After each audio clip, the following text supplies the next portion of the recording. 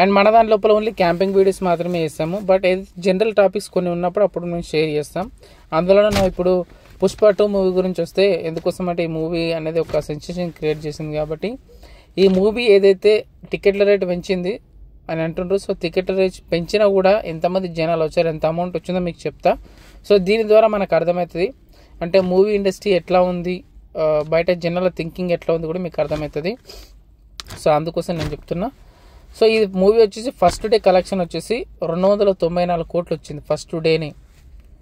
And దీని తర్వాత అది ఒక తెలుగు రాష్ట్రాల్లో మాత్రమే ఫస్ట్ డే. అండ్ దీని తర్వాత మళ్ళీ ఫస్ట్ డే హిందీ లోపల మిగతా ఓవర్సీస్లో చూసుకుంటే ఫస్ట్ డే ఓన్లీ హిందీలో మాత్రమే 72 కోట్లు వచ్చింది. అండ్ అదేవిధంగా తెలుగు రాష్ట్రాల నైజాంలో అయితే 30 కోట్లు వచ్చింది. సో ఓవర్సీస్లో కూడా ఇంకా మంచి వసూలు తీసుకొచ్చింది. అండ్ ఇంకా బెనిఫిట్ షో గురించి మనం చెప్పాల్సిన అవసరమే లేదు ఇంకా అంతకు మించి. సో ఆయన కూడా ఇప్పటికి కూడా మనకు బుక్ మై షోలో టికెట్స్ అనేవి ఇంకా ఫుల్ అవుతున్నాయి. సో అంత పబ్లిక్ అనేది ఇంట్రెస్ట్ చూపిస్తున్నారు ఈ మూవీ మీద. సో ఏదైతే ఇంట్రెస్ట్ ఇంత బాగా చూపిస్తున్నారు. బట్ నేను ఒక్కటే పాయింట్ చెప్తా. సో మీరు వెళ్ళిన తర్వాత ఏదైతే థియేటర్ లోపలికి వెళ్ళిన తర్వాత కావచ్చు, ఏదైతే పుష్ప తగ్గేదేలే అనేది ఉంది మైండ్ లోపల, ఏదైతే లాస్ట్ ఫైట్ సీట్ చూసేటప్పుడు ఇక మనకు కూడా ఆ విలన్ను చంపేయాలన్నంత కసి కోపం వస్తుంది.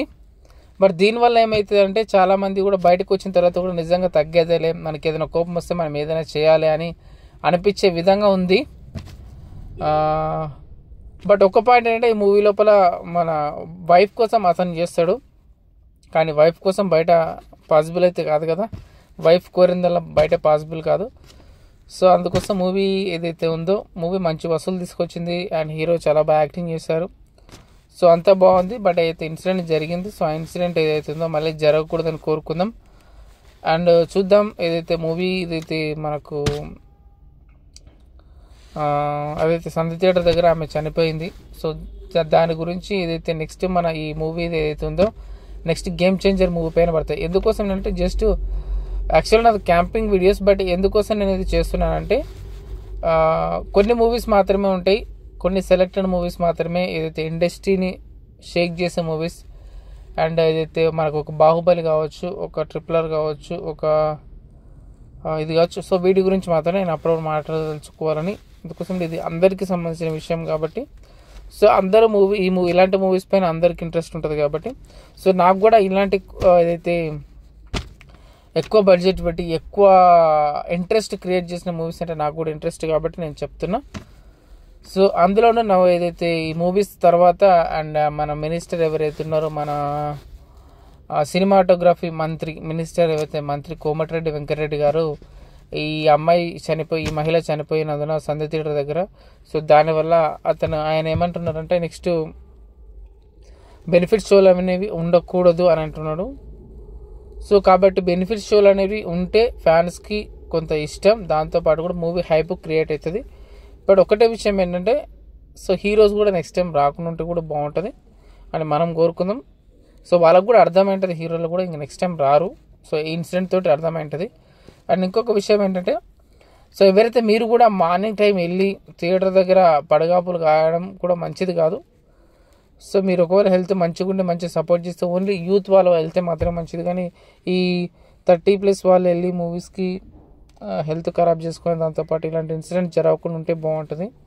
ఎందుకోసం అంటే దీని వల్ల సినిమా ఇండస్ట్రీకి ఒక ఎఫెక్ట్ పడుతుంది, హీరోలకు ఎఫెక్ట్ పడుతుంది. దానివల్ల సినిమా ఇండస్ట్రీ అంటే హీరోలు మాత్రమే కాదు, ఎంతోమంది దానిలో కష్టపడుతుంటారు, లైట్ మ్యాన్ నుంచి అందరు కష్టపడతారు. సో టోటల్గా ఈ మధ్య అసలు పెద్ద పెద్ద సినిమాలు ఆడుతున్నాయి కానీ చిన్న సినిమాలు ఆడట్లేదు.